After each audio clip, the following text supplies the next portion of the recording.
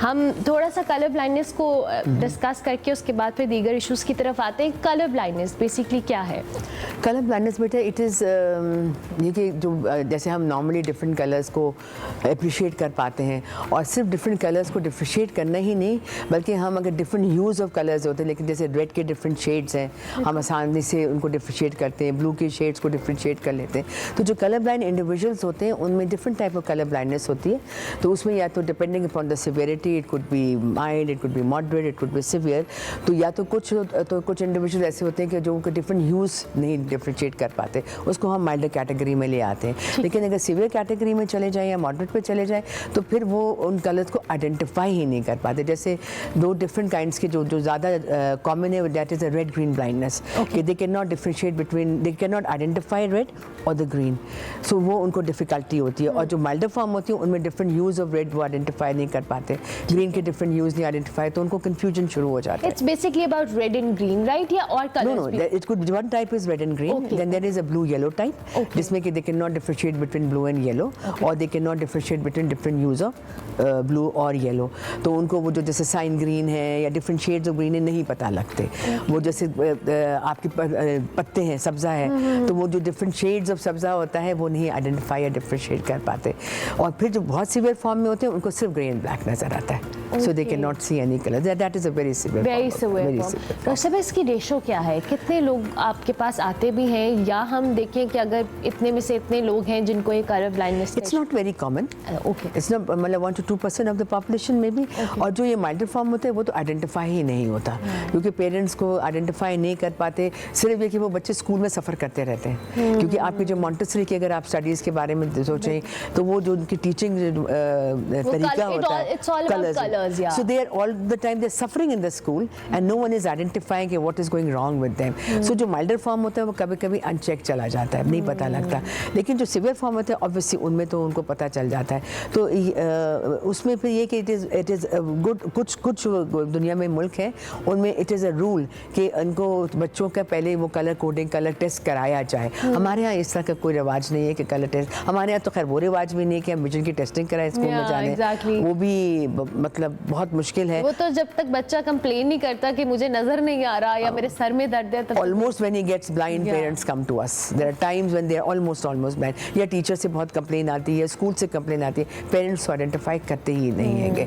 बहुत पढ़ा लिखा, बहुत विजिलेंट पेरेंट है वो उसको आइडेंटिफाई, पढ़ा लिखा नहीं कहूँगी, विजिलेंट पेरेंट कहूँगी कि वो आइडेंटिफाई कर पाते हैं, वरना तो स्कूलों से कंप्लेन आती है। या बच्चा जब बिल्कुल ठोकरे, कभी कभी तो ऐसा था, I remember having a child was studying in a very elitist school, HSN में वो पढ़ते थे, और उनकी टीचर ने मिन्नतें करी उनके पेरेंट्स से, खुदारा जाके दिखा दो आपका बच्चा तकरीबन ब्लाइंड है।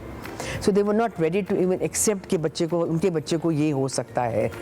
सो वो अच्छा डॉक्टर साहब, इज इट जेनेटिक या ये वैसे ही कोई इस तरह की? दोनों फॉर्म्स होते हैं, जेनेटिक कंजेनिटल भी होता है, जेनेटिक भी होता है और एक्वायर्ड भी हो सकता है। जेनेटिक जो होता है वो तो सिंस बर्थ होता है, उसमें ज़्यादातर ये जो आपका जो ये है रेड ग्रीन वाला that is more common. But sometimes eight an older age, जैसे डायबिटिक पेशेंट्स होते हैं या जिन पेशेंट को ग्लाकोमा जैसे काला मोतिया कहा जाता है, उनमें कलर विजन की डेफिशिएंसी हो जाती है। कुछ ड्रग्स, कुछ मेडिकेशंस ऐसी होती हैं जो आप लेते हैं, जैसे कुछ मेडिकेशन जो ब्लड प्रेशर के लिए ले रहे होते हैं या हार्ट पेशेंट्स ले रहे होते हैं या स्ट्रोक के लिए कुछ पेशेंट्स ले रहे होते हैं, तो उनमें भी कलर ब्लाइंडनेस डेवलप हो जाती है। जो जेनेटिक होता है उसका तो कोई इलाज नहीं होता, कोई हल नहीं होता, लेकिन जो कि एक्वायर्ड होती है उसमें अगर कॉज को आइडेंटिफाई कर लिया जाए और उसको रिमूव कर दिया जाए तो दे कैन गेट बेटर। अच्छा डॉक्टर साहब, आपने भी बात की कि हमारे यहाँ नॉर्मली विजन का चेकअप कराना इट्स नॉट अ प्रैक्टिस, हम लोग जब तक बच्चे को ज़्यादा प्रॉब्लम ना हो। अच्छा क्या समझती हैं आप एज ए डॉक्टर, क्या गाइड करेंगी कि कौन सी ऐसी अप्रोप्रिएट एज है जब पेरेंट्स को इस बारे में बिल्कुल, अगर आपकी फैमिली के अंदर है ऑलरेडी फिर तो आपको बहुत विजिलेंट होना चाहिए, और अगर इन केस नहीं भी है तब भी आपको अपने बच्चे का प्रॉपर इतने टाइम के बाद विजन चेकअप होना चाहिए? If I talk about an ideal situation, बच्चा जब पैदा हुआ उसके अगले दिन उसकी आंखें चेक हो जानी चाहिए, because there are so many diseases such as जो कैटरैक्ट होता है, जो पैदाइशी होता है, वो अगले दिन पता चल जाता है। बहुत और भी डिजीज डिजीज़ होती हैं, आई एबनॉर्मेलिटीज़ होती हैं, तो बेस्ट तो ये होता है कि विद इन 1 वीक के बाद एक initial eye examination is a must, ठीक है। It is actually mandatory. Okay. और अब कुछ सेटअप्स हमारे जो प्राइवेट सेटअप्स हैं, प्राइवेट हॉस्पिटल्स हैं जहाँ पे गायनी यूनिट्स हैं, they do sort of try के विद इन 1 वीक एक कम से कम एक बेसिक से एग्जामिनेशन है। उसके बाद फर्स्ट से पहली सालगिरह पर इसका Yeah. एग्जामिनेशन होना चाहिए और फिर स्कूल जाने से पहले, that is like 3 years they should be. लेकिन अगर जो ऐसी फैमिलीज़ हैं जिसमें कि जो ग्लासेस पहनते हैं पेरेंट्स, तो उनको जल्दी एग्जामिनेशन करा देना चाहिए। इट इज़ आइडियल सिचुएशन ये होती है कि विद इन 1 year। और अगर स्पेसिफिकली बच्चों को स्क्विंट, जिसको कि टेढ़ापन कहते हैं, अगर बच्चा स्क्विंट कर रहा है तो immediate effect it should be taken as an emergency.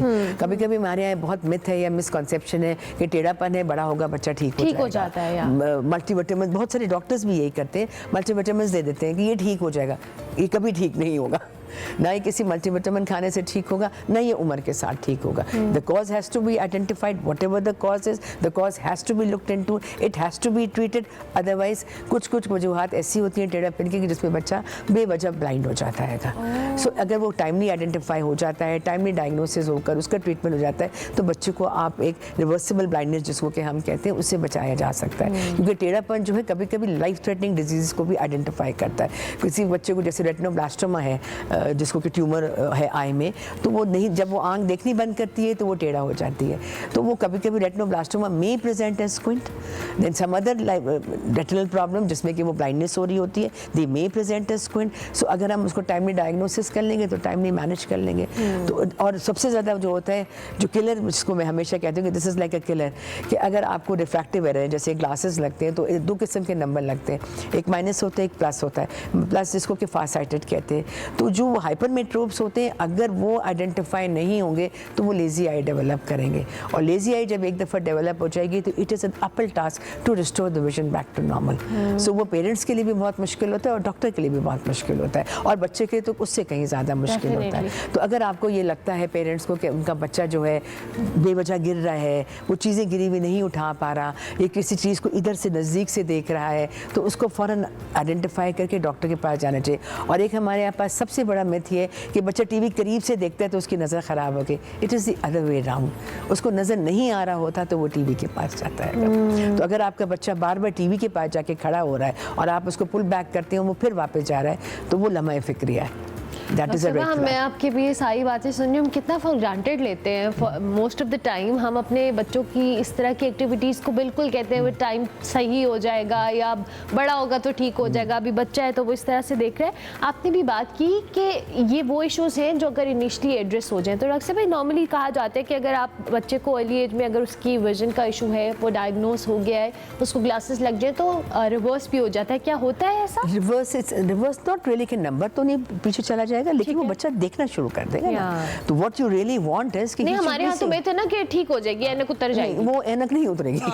ऐनक जब उतरेगी जब किसी ने गलत दी होगी, वरना वो नहीं उतरेगी। ये बहुत rare 1 in a million chance है जो हाइपरमेट्रोप्स होते हैं जिनमें आईबॉल की लेंथ छोटी होती है। तो जैसे जैसे बच्चा ग्रो होता है, तो अगर आईबॉल की लेंथ फॉर्चुनेटली इतनी ग्रो कर गई कि जैसे होनी चाहिए, तो मे बी द नंबर में कम डाउन और but is a very very rare phenomena, it's 1 in a million। But otherwise अब आईबॉल की लेंथ जैसे मायोप्स है, उनकी तो ऑलरेडी बड़ी है ना, उससे तो और बड़ा ही होना होता है। तो वो जो नंबर कम होता है या ज़्यादा होता है, एक तो कि थोड़ा बहुत एग्जामिनर बायस भी होता है, लेकिन जो उतर जाने का मतलब ये होता है कि पहले शायद गलत लगी थी।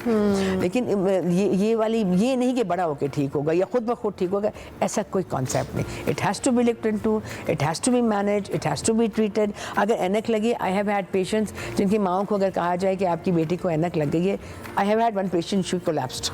What? She collapse. उनका ख्याल था कि ये तो बहुत दुनिया का कोई क्राइसिस आ गया, क़यामत आ गई हैगी, और वो उन्होंने रोना धोना, और मतलब अक्सर माएँ रोना शुरू हो जाती हैं, और पहला जुमला ये आता है कि जब मतलब ये निकले ऐनक इज़ अ ब्लेमिश।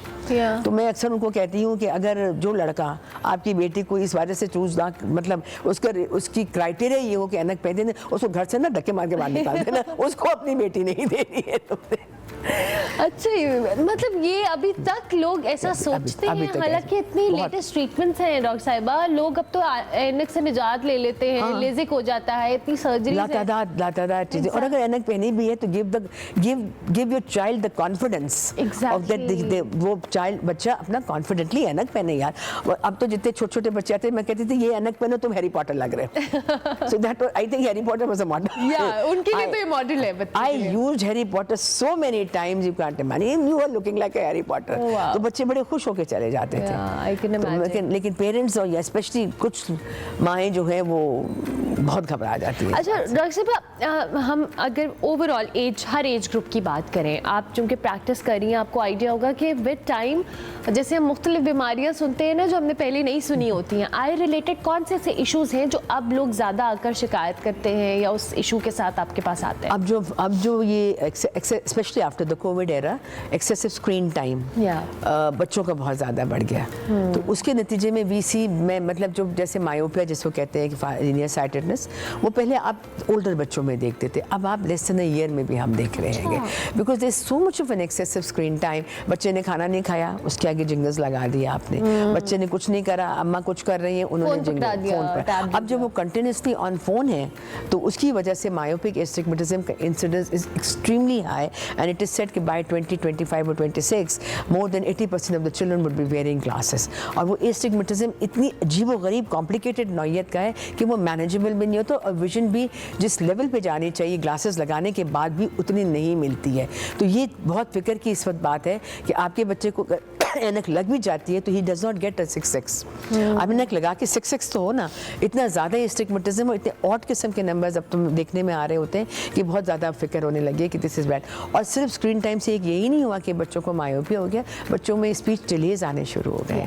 बच्चों को अब अननेसेसरली उनको अब ऑटिज्म स्पेक्ट्रम में भी डाला जाने लगा है बच्चों को because they getting speech delays and because of there ocular issues. Eye contact खत्म हो गया, जब बच्चा आई कॉन्टैक्ट नहीं करता तो सीधा सीधा स्कूल से कंप्लेन आ जाती है कि आपका बच्चा ऑटिस्टिक है, आपको रूल आउट कराएं कि ये ऑटिज्म है कि नहीं है। They usually not autism, it is usually just because of their difficulty in seeing, they have poor eye contact, because of their speech delay, their communication is getting affected and they are now being labelled as autism and then they you know ASD पे जा रहे हैं और बहुत मुश्किलात हो रही हैं। सो हमारे पेरेंट्स को, हमारे यंग जनरेशन, यंगर पेरेंट्स जो हैं उनको अब ये देखना चाहिए कि अपने माँ अपने बच्चों के हाथों में फ़ोन देना बंद कर दें। और अक्सर वो आके कहती हम क्या करें, मैंने कहा अपना फ़ोन बंद करो। और बच्चा खुद तो ख़रीद के नहीं लाया, तुम नहीं दिया है आपको, आप ही दे रहे हो, आप ही ले रहे हो, तो stop use, I have to stop using the phone unnecessarily so that my child stops using the phone. Exactly. अच्छा डॉक्टर साहब, नॉर्मली बच्चे जब कुछ बच्चों को बाय बर्थ बहुत ज़्यादा इशू होता है, ये तो जेनेटिकली होता है, लेकिन आपको लगता है कि हमारी जो यंग मदर्स हैं ऑलरेडी उनके अंदर कोई ऐसी कॉम्प्लिकेशन भी होती है कि जब बच्चा पैदा होता है तब उसकी आई साइड या आई रिलेटेड इश्यूज होते हैं? Mother can not be blame for anything ना, वो ऐसा कुछ नहीं होता सिवाय except for a rubella infection. Rubella की अगर वैक्सीनेशन ना हो और माँ को ड्यूरिंग प्रेगनेंसी रुबेला हो जाए तो फिर उसके बहुत ज़्यादा हार्मफुल इफेक्ट्स होते हैं, जो कि हियरिंग पे भी इफेक्ट करता है, विजन पे भी इफेक्ट करता है, हार्ट पे भी इफेक्ट करता है। सो फॉर्चुनेटली जो है पिछले 2 years back there was a study conducted कि रुबेला कैटरैक्ट कितना है, रुबेला के हार्ट डिजीज कितना है, तो नाउ हमारे EPI में rubella has been included and now it has become mandatory to give rubella vaccination and वो जो एक्सटेंडेड प्रोग्राम ऑफ इम्यूनाइजेशन में वो अब आ गया है। तो होपफुली इंशाल्लाह over the years we will not be seeing rubella so much, otherwise we used to see a rubella we used to see a lot, so that is one problem. Otherwise malnourished mother हो, so obviously malnourished mother है तो malnourished बच्चा है, stressful mother है during pregnancy तो yes there is problem. और एक से जो हमारे यहाँ जो फैमिली प्लानिंग गैप नहीं होता, so अगर हर दूसरे साल एक औरत बच्चा पैदा करेगी तो आप खुद सोचो कि उसकी हेल्थ कंडीशन क्या होगी तो बच्चा कैसा पैदा होगा, वो नहीं लोग अंडरस्टैंड करते ना। और एक और चीज़ जो हमारे यहाँ नहीं काउंट की जाती, किसी जो बच्चे ज़िंदा हैं या जो लाइव बर्थ्स हैं वो तो काउंट कर लेते हैं, जो अबॉर्शंस हैं वो भी तो काउंट करो ना। The mother has gone through that process, so they generally don't count. Still births they don't count, अभी बच्चा हुआ, कुछ हो गया, फौत हो गया, अगले साल अगले 3 महीने बाद the mother is again pregnant, so they generally do not count that abortions and then stillbirths and then problem. तो वो कुछ certain areas, certain इलाकों से जो हमारे आते हैं उनमें ये फिर malnourished mothers and malnourished children बहुत पाए जाते हैं। फिर जब malnourished होते हैं तो then you name it and they have it.